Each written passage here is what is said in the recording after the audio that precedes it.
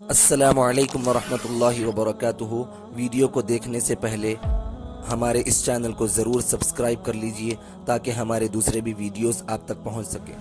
کون نہیں جانتا حضرت عمر رضی اللہ عنہ کی شاندار حکومت کو، جس طریقے سے انہوں نے اسلامک لاز کو اپنی گورنمنٹ میں امپلیمنٹ کیا، آج بھی وہ بڑے بڑے سٹیٹس اور گورنمنٹس کے لیے آئیڈیل ہیں۔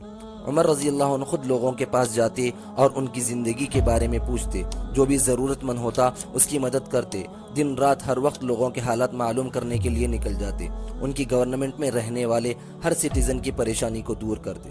ایک مرتبہ کا واقعہ ہے، رات کے وقت ہر روز کی طرح لوگوں کے حالات معلوم کرنے کے لیے نکلے۔ ان کے ساتھ ایک صحابی بھی تھے جن کا نام اسلم تھا۔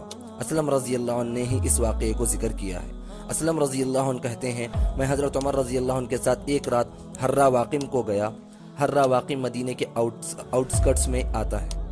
اسلم رضی اللہ عنہ کہتے ہیں، وہاں جنگل کے قریب ہم نے ایک ٹینٹ دیکھا، چولہا لگانے کے لیے آگ لگی ہوئی تھی۔ عمر رضی اللہ عنہ نے مجھ سے کہا، چلو وہاں چلتے ہیں، ایسا لگتا ہے رات کے اندھیرے کی وجہ سے وہ مسافر لوگ وہاں رک گئے، چلو دیکھتے ہیں۔ ہم لوگ وہاں ٹینٹ کے پاس پہنچے، ایک عورت کو دیکھا، اس کے بچے رو رہے تھے اور چولہے پر کچھ پک رہا تھا۔ عمر رضی اللہ عنہ نے اس عورت کو سلام کیا، اس عورت نے سلام کا جواب دیا۔ عمر رضی اللہ عنہ نے اس عورت سے پوچھا، کیا میں قریب آ سکتا ہوں؟ اس عورت نے کہا، آپ کی مرضی۔ عمر رضی اللہ عنہ تھوڑا سا قریب ہوئے اور پوچھا، کیا بات ہے؟ اس عورت نے جواب دیا، رات کے اندھیرے اور سخت سردی کی وجہ سے ہم لوگ یہاں پڑاؤ ڈالے ہوئے ہیں۔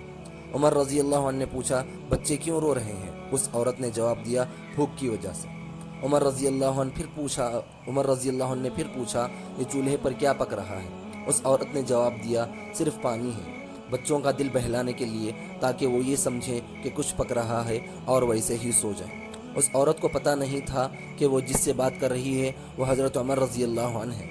نہ جانتے ہوئے اس نے کہا، اللہ تعالیٰ مجھ میں اور عمر رضی اللہ عنہ میں فیصلہ کرے۔ یہ سنتے ہی عمر رضی اللہ عنہ رو پڑے اور فوری اسٹیٹ گرینری حکومتی خزانے کو پہنچے۔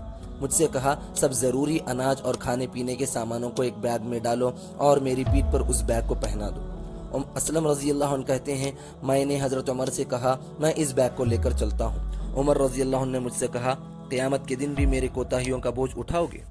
حضرت عمر رضی اللہ عنہ نے مجھ سے زبردستی وہ بیگ اپنے کندھوں پر پہنانے لگایا اور ہم دونوں پھر اس عورت کے پاس آئے اور حضرت عمر رضی اللہ عنہ خود ہی اناج کو چولہے پر چڑھایا اور پھونکنی سے آگ پھونکی اور کھانا بنایا۔